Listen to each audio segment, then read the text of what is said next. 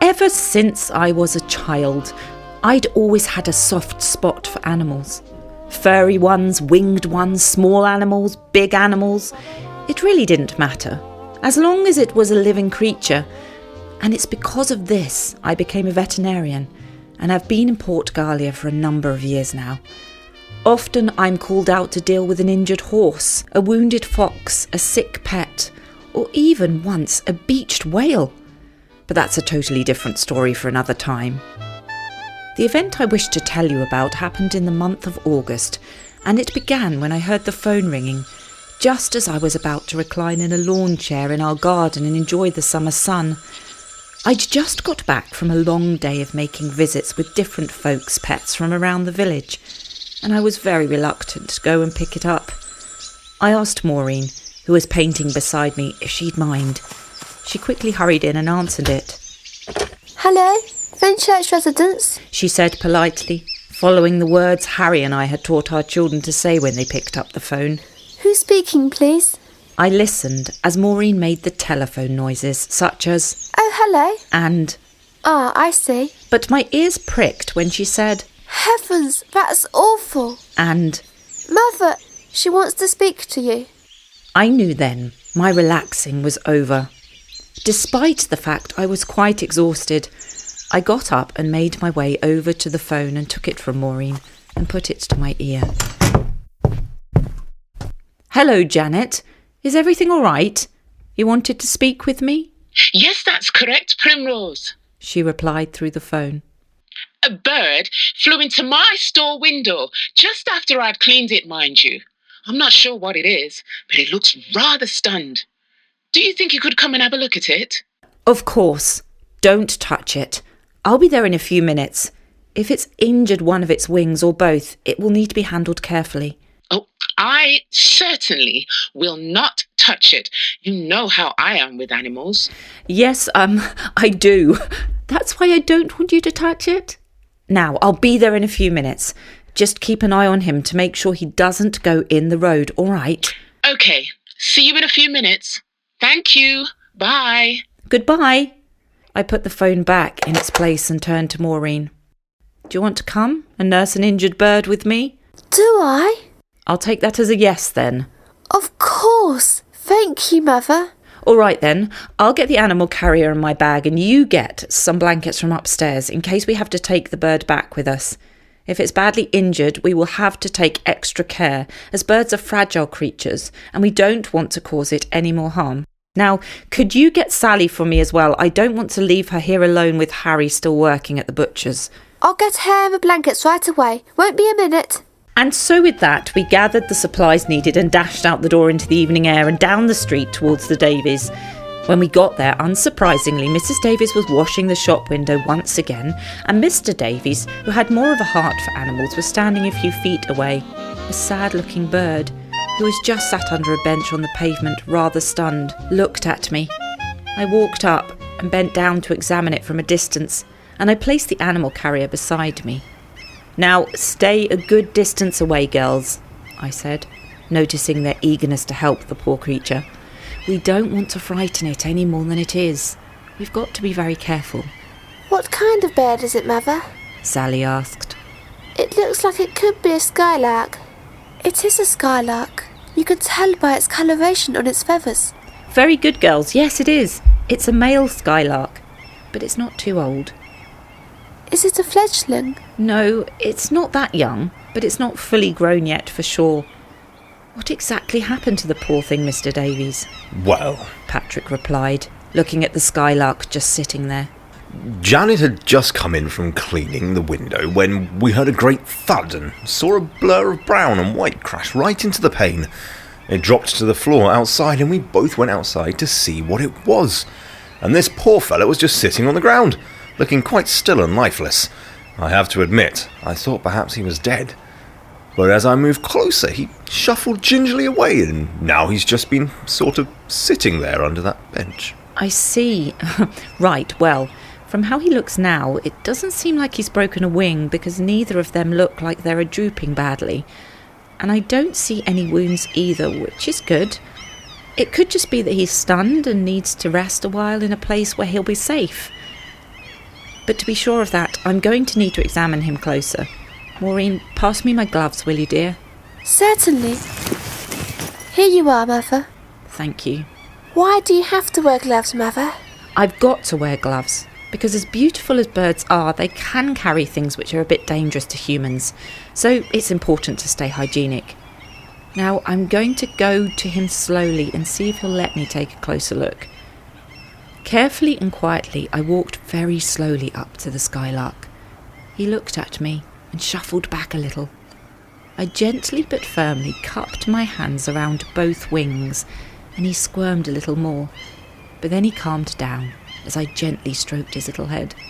What do you think is wrong with him, Mother? Well, from what I can tell by feeling his wings and looking him over, it doesn't seem like he's broken or displaced anything. I think I might have been right before, and he may just be a little bit stunned. Needs some time to recover. Are we going to take him home in the animal carrier? Yes, I think we will, I replied, gently holding the skylark in both hands. Open it up for me, Maureen, and I'll place him carefully inside to rest.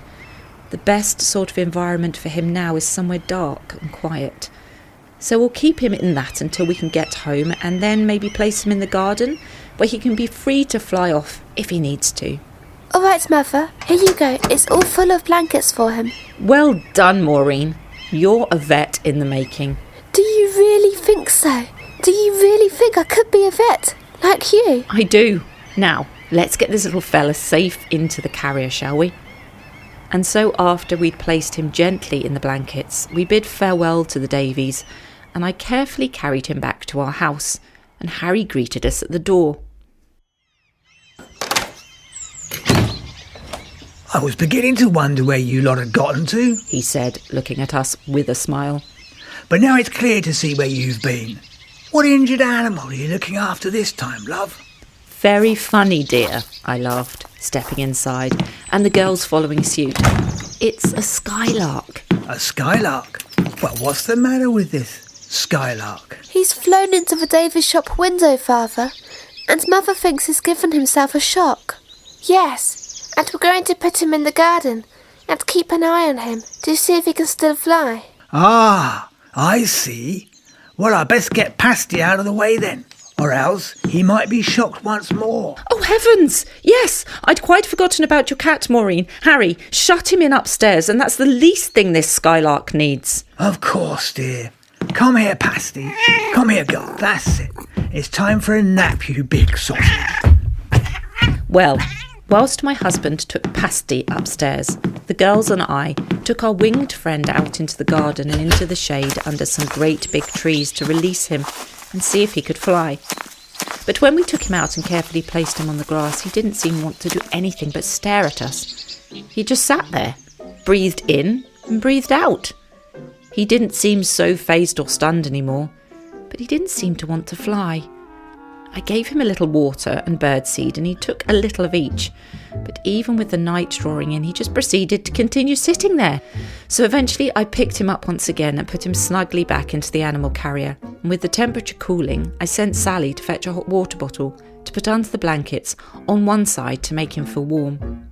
Then, once everything was set for him, I placed the animal carrier in the potting shed to keep him safe and shut the door.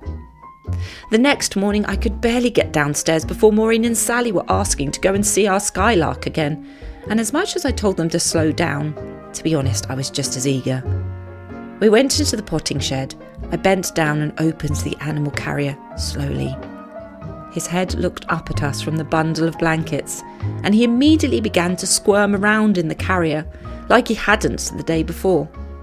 I put on my gloves and we carried him outside into the early morning sun. And much to our surprise, he began to flap his wings like mad in my hands. So I put him down on the floor. No sooner had I done that, he had flown off over the fence and into the neighbouring tree.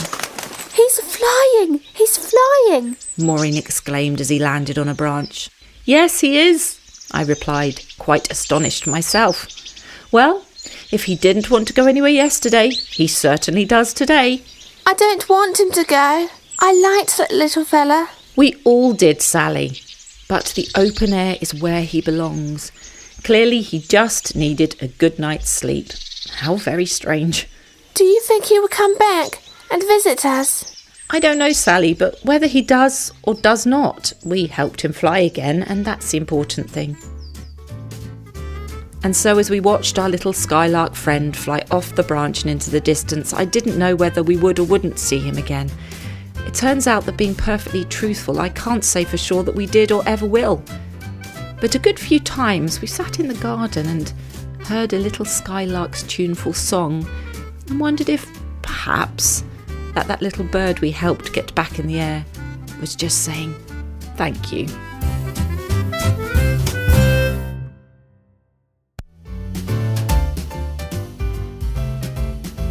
In this episode of Port Galia, we saw just another of Mrs. Fenchurch's animal rescues when she was called out to help a Skylark who had flown into a window pane. Being a veterinarian, she knew just what to do and cared for the stunned bird and brought it home, keeping it warm and fed until the next morning, when the beautiful bird took off into the air once again. You know, caring for animals is a very important thing to do, and God thinks so as well. He cares for the living creatures and provided them, and us mind you, with everything needed to live on this planet. And just as he cares for the animals, he expects us to look after them too. We see this in Proverbs 12:10, where God says that a good man takes care of his animals. And if God said it, you can't get much plainer than that. So, remember, look after the creatures God's put on this earth. They live here too, you know.